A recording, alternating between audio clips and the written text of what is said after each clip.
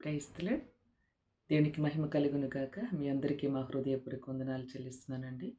ఈ సమయంలో వాక్యం వెళ్ళబోయే ముందు యెషయా 25 అధ్యాయము 8వ వచనం చూద్దాం.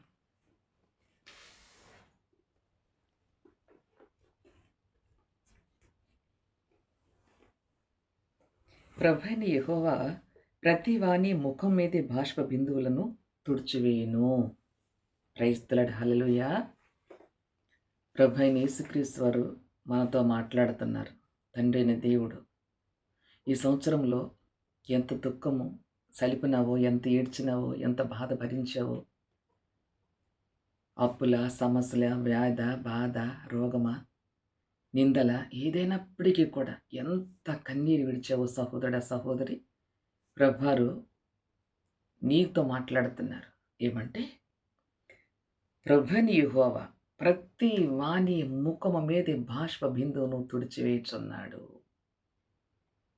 నీవెవరివైనను సరే, ఈ యొక్క యూట్యూబ్లో వాక్యాన్ని వీక్షిస్తున్న సహోదరుడ, సహోదరుని ఎవరివైనా సరే, ప్రభు నమ్మావా నమ్మలేదా నాకు తెలియదు, కానీ ప్రభు మాట్లాడుతున్నారు.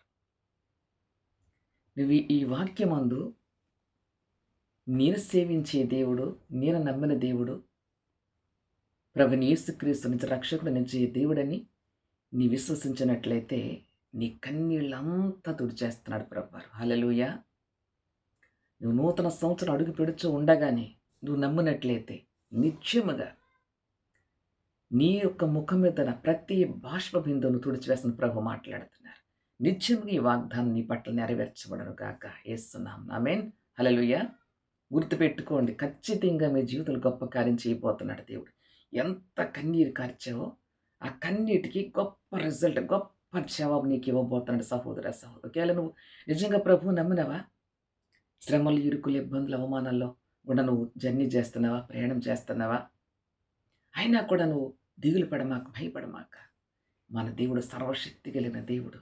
ఆయన నమ్మిన వారిని ఎన్నటెన్నటికి సిగ్గుపరిచే దేవుడు కాదు, ఎన్నటెన్నటికి విడిచిపెట్టే దేవుడు కాదు. దేవునికి మహిమ కలుగును కాక. నువ్వు ఏడుస్తుంటే నీ ఇంటి వారు చూస్తూ వెళ్ళిపోవచ్చు. ఏమి, నీ బంధువులు చూస్తూ వెళ్ళిపోవచ్చు, నీ స్నేహితులు చూస్తూ వెళ్ళిపోవచ్చు. ఎప్పుడు ఏడుస్తూనే ఉంటారు వీళ్ళు అని అనుండొచ్చు.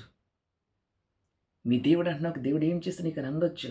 ఆయన విశ్వాసంలో విడిచిపెట్టమాక. కన్నీళ్ళు విడుస్తూ ప్రభు సన్నిధిలో ప్రార్థన చేయండి. హృదయాన్ని కొమ్మరించుకున్నట్లయితే తప్పకుండా ఈ సంవత్సరం ఎంత కన్నీరు కార్చావు దాని గొప్ప జవాబు ఇవ్వబోతున్నాడు దేవుడు నీకు. హల్లెలూయా. ఏమి, నీ కన్నీరంతా తుడిచేసి నాట్యంగా మారుస్తున్నాడు ప్రభా నీకు. హల్లెలూయా. అందుకని ఈ వాగ్దాన్ని ఎత్తుపెట్టి నువ్వు ప్రార్థన చేయి నిత్యంగా. ప్రభా, నువ్వు నాతో మాట్లాడుతున్నారు ప్రభా.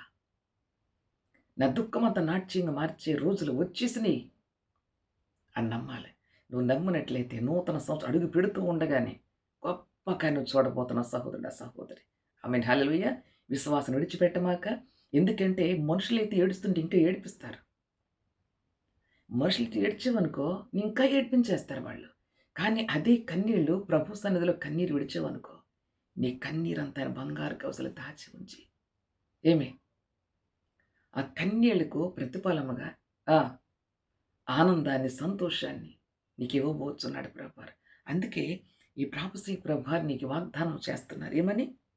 ప్రభుని యెహోవా ప్రతి వాని ముఖం మీద బాష్ప బిందువును తుడిచివేయును. దేవునికి స్తోత్రం. ఎంతమంది అయితే యేసుక్రీస్తుని విశ్వాసం ఉంచి ఉన్నారు, ఎందరైతే విశ్వాసంలో స్థిరముగా నిలిచి ఉన్నారు, కన్నీళ్ళు విడుస్తూ కూడా ప్రభు చూస్తున్నారు, వారికి ప్రభువారు మాట్లాడుతున్నాడు ఈ మాట. మీ అందరి దుఃఖాన్ని నాట్యంగా మార్చేస్తున్నాడు. మీ అందరి ముఖం మీద ఆ యొక్క కన్నీళ్ళంతా కూడా, ఆ ప్రతి బాష్ప బిందువును కూడా తుడిచివేస్తున్నాడు దేవుడు. హల్లెలూయా. దేవునికి మహిమ కలుగును కాక. నిత్యముగా ఈ వాగ్దానం ప్రభువారు మీ జీవితంలో నెరవేర్చును కాక. ఆమేన్. మీరు రిసీవ్ చేసుకోండి. మీరు కళ్ళు మూసుకుని ప్రార్థన చేస్తే ఇప్పుడే. పరిశుద్ధుడే మా తండ్రి, మీ ఘనమైన నామానికి స్తుతులు, స్తోత్రములు చెల్లిస్తున్నామయ్యా.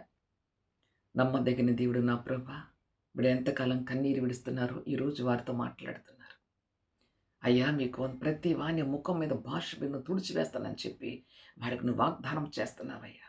నీవు చేసిన ఈ ప్రాప్తి వారి జీవితంలో ఖచ్చితంగా నెరవేర్చబడను గాక. హల్లెలూయా. ఎందరైతే నిత్యము నాతోటే మాట్లాడుతున్నాడు ప్రభువారని ఎవరైతే మాట రిసీవ్ చేసుకుంటున్నారో వారి జీవితాలు నిత్యముగా వారి ముఖం మీద చిరునవ్వు ఉండను గాక. వారి హృదయంలో ఆనందం ఉండను గాక. నేను స్తుతించి ప్రార్థిస్తున్నాను. మోకరించిన బిడ్డలందరూ దీవించండి. వారి అక్కర్లు తీర్చండి. వారిని సంతోషింపచేయండి.